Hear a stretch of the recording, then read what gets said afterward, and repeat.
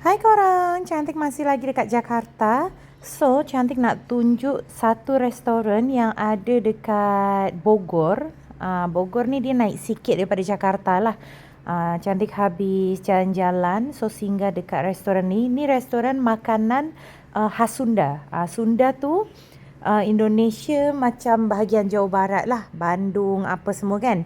Kedai ni kedai makanan Sunda tapi bukan Cantik berada di Sunda. Makanan-makanan dia macam ni tau. Sedap. Yang ni Cantik order nasi ikan masin. So dekat dalam nasi tu korang nampak kan dia ada potongan cili. Lepas tu macam ada daun-daun, ada ikan masin, macam tu.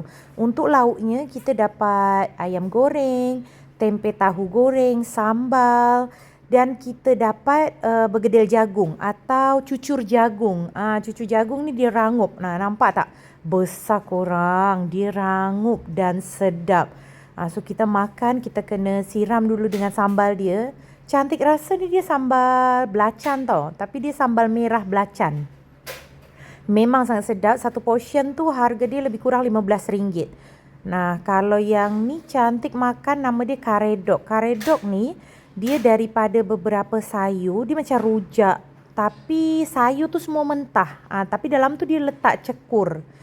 Ni semua special makanan Sunda lah. Sangat-sangat sedap. Ayam dia pun lembut. Yang ni dia guna ayam kampung tau. Kita makan lagi dengan sambal. Tapi nasi dia sedap. Yang ini first time tau Cantik rasa. Cantik cuba nasi ikan masin ni.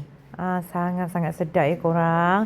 So Cantik planning dekat Jakarta dalam 7 ke 8 hari. So korang memang akan jumpalah vlog untuk Cantik jalan-jalan dan makan-makan. Enjoy guys.